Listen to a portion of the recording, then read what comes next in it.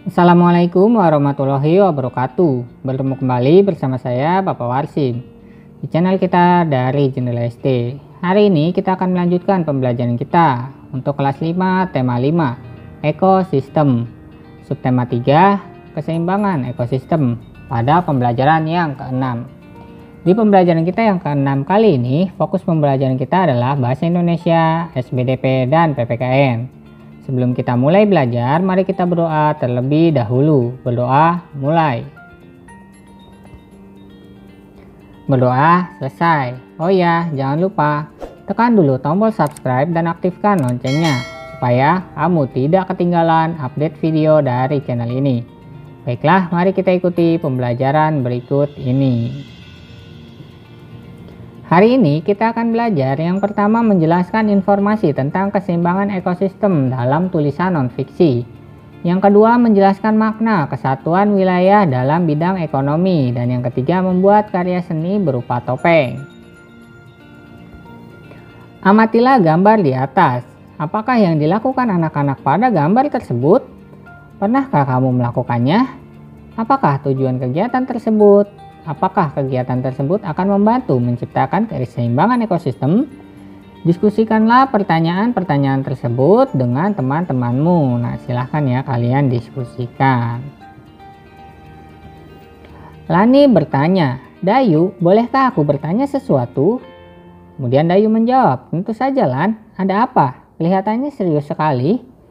Lalu Lani kembali bertanya, "Bagaimana kamu mendapatkan bunga untuk digunakan pada sesajimu?" Lalu Dayu menjawab, "Sebagian besar ibu mendapatkannya dari kebun kami, Lani. Kami menanamnya sendiri dan memanfaatkannya. Mengapa kamu bertanya, Lani?" Kemudian Lani menanggapi, "Tidak, hanya memastikan saja. Aku pernah melihat ada sekelompok orang yang merusak taman kota hanya untuk memetik bunga. Aku sedih melihatnya. Bukankah itu akan merusak ekosistem yang ada di lingkungan taman itu?" Kemudian Dayu menjawab, "Oh iya, mengerti maksudmu, Lani. Kami sekeluarga tentu tahu tentang itu. Kami tidak akan memetik bunga dari taman orang lain untuk keperluan sesaji kami. Menjaga dan merawat lingkungan termasuk ekosistem merupakan salah satu nilai yang kami anut dan pegang teguh. Aku rasa kamu pun demikian." Kemudian Lani menambahkan, "Iya, ayah dan ibuku pun mengajarkan demikian. Tetapi tetap saja ya, Dayu, ekosistem kita rusak karena kegiatan manusia. Tahukah kamu kegiatan apa saja yang dapat merusak keseimbangan ekosistem? Kita cari tahu yuk. Ayo membaca. Manusia memang memiliki banyak cara untuk mempertahankan hidupnya. Beberapa cara dan kegiatan manusia justru dapat merusak ekosistem yang ada di sekitarnya. Kegiatan apa sajakah yang dapat mengganggu keseimbangan ekosistem? Bacalah dengan seksama artikel berikut ini. Usaha manusia dalam pemeliharaan ekosistem. Manusia dianugerahi kemampuan berpikir untuk memanfaatkan alam sekitarnya guna memenuhi kebutuhan hidup. Seringkali kegiatan-kegiatan manusia tersebut mengabaikan kebutuhan komponen ekosistem agar tetap berada dalam keseimbangan. Banyak kegiatan manusia justru mengganggu keseimbangan ekosistem yang bersifat permanen sehingga beberapa komponen ekosistem tidak mampu bertahan. Misal saja kegiatan para nelayan menggunakan racun dan bom yang hanya berpikir untuk mendapatkan ikan sebanyak-banyaknya tanpa memikirkan upaya pelestarian ekosistem bawah laut. Ada beberapa industri seperti industri tekstil yang membuang limbah beracun ke beberapa ekosistem air tawar seperti danau, sungai, atau kolam-kolam. Belum lagi kebiasaan manusia membuang sampah rumah tangga ke sungai-sungai yang berakibat tercemarnya air dan berkurangnya sumber air bersih. Jika kegiatan ini dilakukan secara terus-menerus, manusia juga yang akan menuai akibatnya. Oleh karenanya, sebagai makhluk paling berakal, manusia seharusnya mengusahakan beberapa cara untuk memulihkan keseimbangan ekosistem. Ada beberapa cara yang bisa dilakukan, antara lain mengurangi penebangan hutan secara sembarangan, mengurangi penggunaan bahan kimia buatan dalam kegiatan pertanian, menangkap ikan dengan alat dan cara yang tidak merusak ekosistem, misalnya dengan menghindari penggunaan pukat, harimau, dan bahan peledak, membuat suaka marga satwa, cagar alam, hutan lindung, atau taman nasional yang dilindungi negara. Selain hal-hal besar di atas, di tingkat rumah tangga ada banyak hal yang bisa dilakukan. Antara lain menanam pohon sebanyak-banyaknya dan membuat lebih banyak taman terbuka untuk serapan air. Memelihara wilayah aliran sungai dengan tidak membuang sampah ke sungai dan menanam lebih banyak pohon di bantaran sungai. Selain itu, belajar membuat kompos dengan memanfaatkan sampah rumah tangga akan mengurangi pencemaran tanah dan sungai. Mengurangi sampah plastik, melakukan daur ulang, dan menghindari penggunaan alat-alat rumah tangga sekali pakai. Kegiatan-kegiatan sederhana yang sangat mungkin dilakukan, bukan? Dari bacaan tersebut, tentukanlah pikiran utama pada setiap paragraf, lalu carilah informasi penting dari setiap paragraf tersebut. Tuliskanlah semua itu di dalam tabel di bawah ini. Nah, di sana terdapat tabel ya. Baiklah, mari kita coba lengkapi. Untuk paragraf 1, pikiran utamanya manusia dianugerahi kemampuan berpikir untuk memanfaatkan alam sekitarnya guna memenuhi kebutuhan hidup.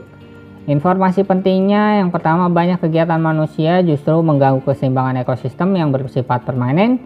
Yang kedua, kegiatan para nelayan menggunakan racun dan bom tanpa memikirkan upaya pelestarian ekosistem bawah laut. Dan yang ketiga, industri tekstil yang membuang limbah beracun ke beberapa ekosistem air tawar seperti danau, sungai, dan kolam-kolam.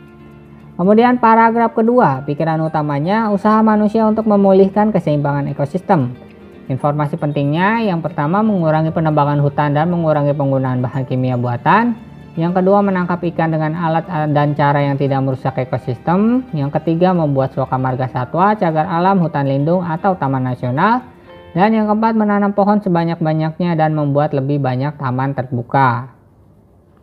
Kemudian paragraf ketiga, pikiran utamanya kegiatan-kegiatan sederhana yang sangat mungkin dilakukan. 1. Memelihara wilayah aliran sungai dengan tidak membuang sampah ke sungai. 2. Mengurangi sampah plastik, melakukan daur ulang dan menghindari penggunaan alat-alat rumah tangga sekali pakai. 3. Menanam lebih banyak pohon di bantaran sungai. Dan 4. Belajar membuat kompos dengan memanfaatkan sampah. Berdasarkan tabel di atas, buatlah kesimpulanmu dalam tulisan satu paragraf. Gunakan kosakata baru dari bacaan dan bahasamu sendiri dan tuliskan kesimpulanmu dengan rapi di tempat yang telah tersedia. Maka alternatif kesimpulan yang bisa kamu berikan adalah manusia dianugerahi kemampuan berpikir untuk memanfaatkan alam sekitarnya guna memenuhi kebutuhan hidup. Sebagai makhluk paling berakal, manusia seharusnya mengusahakan beberapa cara untuk memulihkan keseimbangan ekosistem.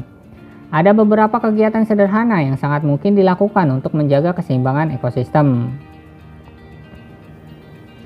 Lani berkata, "Wah, aku jadi paham tentang usaha untuk memelihara keseimbangan ekosistem di sekitar kita. Terima kasih, Dayu, telah membantuku memahaminya. Maafkan aku sebelumnya merasa curiga kepadamu bahwa kamu tidak menjaga keseimbangan ekosistem dengan memetik bunga untuk sesajimu." Lalu Dayu menanggapi, "Tak mengapa Lani, saya senang kamu mengatakannya langsung kepadaku. Kalau tidak, kamu akan berburuk sangka kepadaku." Lalu Lani berkata kembali, "Iya Dayu, aku juga tak jadi mengerti manfaat berkomunikasi dengan baik. Jika aku tidak mengatakannya, mungkin aku akan membencimu." Kemudian Dayu juga menanggapi, "Iya Lan, aku pun begitu. Ternyata berkomunikasi dengan baik dapat mempererat persahabatan kita ya." Ayo membaca, pernahkah kamu mengalami peristiwa seperti Lani dan Dayu? Berkomunikasi dengan menggunakan bahasa yang baik akan membantu mempererat hubungan antar sesama anggota masyarakat. Sebaliknya, komunikasi yang tidak baik dapat memecah belah persatuan. Kenyataan tersebut telah lama dipahami oleh para pendiri bangsa kita. Bacalah artikel berikut ini untuk membantumu memahami pentingnya komunikasi dalam persatuan dan kesatuan bangsa. Bahasa Indonesia, bahasa persatuan. Salah satu tekad yang diwujudkan dalam Sumpah Pemuda oleh para pemuda pada tanggal 28 Oktober 1928 adalah tekad untuk menjunjung tinggi bahasa Indonesia. Sebagai bahasa persatuan, sejak dahulu para pemimpin bangsa sudah menganggap penting peran bahasa sebagai alat pemersatuan. Bahasa merupakan salah satu alat komunikasi yang sangat penting. Kegiatan komunikasi merupakan kegiatan menyampaikan pesan dari penyampai pesan kepada penerima pesan. Nah, di sana terdapat teks Sumpah Pemuda ya. 1. Kami. putra dan putri Indonesia, mengaku bertumpah darah yang satu, tanah air Indonesia.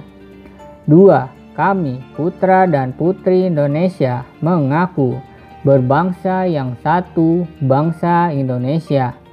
3.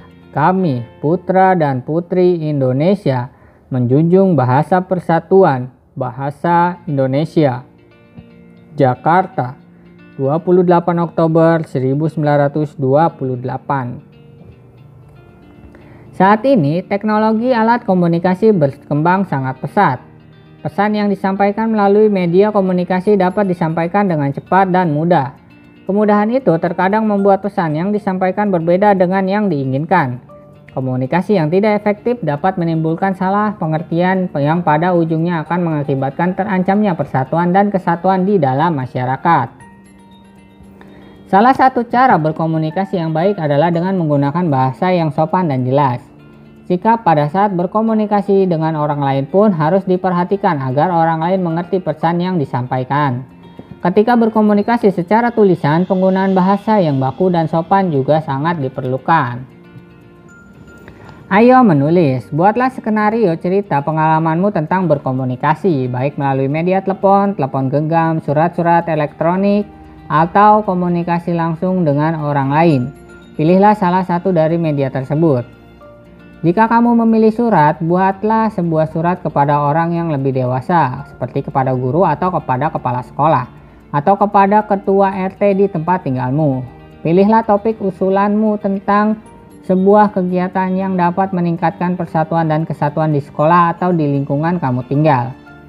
Gunakan bahasa yang baku dan lugas, serta gunakan ejaan bahasa Indonesia yang benar. Jangan lupa melengkapi semua bagian surat, seperti penerima surat, tujuan surat, salam pembuka, isi, dan salam penutup. Bacakanlah suratmu di depan kelas, dan mintalah salah seorang temanmu untuk memberikan masukan terhadap suratmu tentang kejelasan dan isi surat. Jika kamu memilih percakapan melalui media telepon, kamu akan membuat sebuah percakapan antara dua orang yang sedang berbicara menggunakan telepon. Saat percakapan berlangsung, kamu diminta untuk meninggalkan pesan kepada orang yang dituju yang sedang tidak ada atau tidak dapat dihubungi. Mintalah lawan bicaramu untuk menulis pesanmu. Pastikanlah pesan yang kamu sampaikan jelas dan singkat. Gunakanlah bahasa yang baku dan sopan karena penerima telepon adalah orang yang lebih dewasa darimu. Jangan lupa susunan berbicara menggunakan telepon seperti mengucapkan salam, menyebutkan nama, menyebutkan keperluan, meminta menulis pesan, dan menutup pembicaraan. Bacakan percakapan teleponmu di depan kelas dan mintalah salah seorang temanmu untuk memberikan masukan terhadap percakapanmu tentang kejelasan dan isi percakapan. Ayo berkreasi. Terdapat beragam media yang digunakan untuk melakukan komunikasi. Salah satunya adalah melalui benda seni Nusantara seperti topeng. Sebagaimana kamu tahu, bentuk topeng Nusantara memiliki karakter masing-masing. Sebelumnya, kamu telah mempersiapkan beberapa tahap untuk membuat topeng dari kertas. Kali ini, kamu akan melanjutkannya dengan melihat tahapan membuat topeng seperti yang dijelaskan di bawah ini. Perhatikanlah setiap langkah dan tahapan yang diambil dan lakukanlah dengan hati-hati sesuai petunjuk. Yang ke-1, buatlah sketsa dasar wajah berbentuk oval pada sehelai kertas karton. Kemudian pada sekeliling sisinya beri tanda garis titik 8 bagian. 2. Gunting sekeliling sketsa sesuai garis yang telah dibuat. 3. Lipat dan tekuk sketsa dasar wajah berbentuk oval, kemudian stapler satu persatu sehingga membentuk seperti gambar di samping. 4. Gunting kertas koran berukuran kecil. Tempelkan potongan kertas pada bentuk dasar wajah topeng agar bentuk dasar topeng dari kertas karton menjadi keras. 5. Bentuk dasar topeng yang sudah selesai ditempeli guntingan kertas koran. 6. Buatlah bagian-bagian wajah topeng seperti alis, hidung, pelipis, dan mulut dengan teknik melipat, menggunting, dan menempel. Caranya sama dengan cara membuat bentuk dasar topeng di atas, hanya saja ukurannya lebih kecil. Sebelumnya, ukur dulu posisi mata, hidung, dan mulut sesuai wajah kita, kemudian dilubangi. Setelah bagian-bagian wajah selesai ditempel pada bentuk dasar topeng, tempelkan kembali guntingan kertas koran ke seluruh bagian wajah topeng sehingga topeng menjadi lebih keras. 8. Selanjutnya wajah topeng diberi warna sesuka hati kita. Gunakan cat air, cat untuk poster, atau cat kayu. Selesaikanlah topengmu. Setelah kamu menyelesaikan topengmu, waktunya bagimu untuk memamerkannya. Berilah nama dan ceritakan karakter apa yang ingin kamu tunjukkan melalui bentuk topengmu. Ayo berlatih. 1. Apa saja usaha dan kegiatan manusia yang dapat membantu keseimbangan ekosistem? 2. Tahukah kamu cara membuat kompos? Cari tahu dan jelaskan. 3. Mengapa penggunaan bahasa yang baik, jelas, dan sopan sangat penting dalam berkomunikasi? 4. Cara berkomunikasi seperti apakah yang dapat meningkatkan persatuan dan kesatuan masyarakat Indonesia? Berikan contoh. 5. Jelaskan cara membuat topeng kertas yang telah kamu lakukan sebelumnya. Maka alternatif jawaban yang bisa kamu berikan adalah 1. Mengurangi penebangan hutan, reboisasi, mengurangi penggunaan bahan kimia buatan, membuat cagar alam atau hutan lindung, tidak membuang sampah atau limbah sembarangan, dan mendaur ulang sampah. 2. Menyiapkan alat dan bahan seperti sampah organik, kotoran kambing, air, larutan gula, cangkul, wadah, dan tutup. Langkah pertama, campurkan sampah organik dan kotoran lalu cacah agar menjadi bagian-bagian yang lebih kecil. Kemudian siram campuran sampah dan kotoran dengan larutan gula lalu sesekali diaduk agar merata. Kemudian masukkan campuran tadi ke dalam wadah lalu ditutup wadah tersebut dan tunggu selama kurang lebih 3 bulan. Namun setiap 2 minggu sekali buka wadah untuk mengaduk campuran pupuk kompos. 3. Agar lawan bicara tidak salah paham atau tersinggung terhadap perkataan kita. 4. Berkomunikasi dengan bahasa yang sopan, tidak berkata tentang hal yang negatif, serta tidak menyinggung perasaan orang lain. Dan yang kelima, jawaban menyesuaikan pengalaman kegiatan yang dilakukan oleh siswa pada pembuatan topeng sebelumnya. Baiklah, cukup sekian video pembelajaran hari ini dari Bapak. Like jika kalian suka videonya, dislike jika tidak suka, serta jangan lupa share kepada teman-teman kalian yang kelas 5 SD. Supaya mereka lebih mudah dalam memahami pembelajaran yang sama, tuliskan juga komentar kalian pada kolom komentar di bawah supaya Bapak tahu hal-hal mana saja yang perlu diperbaiki. Subscribe channel ini supaya terus berkembang dan memberikan informasi yang informatif dan bermanfaat kepada kalian. Kurang lebihnya Bapak mohon maaf. Bapak akhiri. Terima kasih. Wassalamualaikum warahmatullahi wabarakatuh.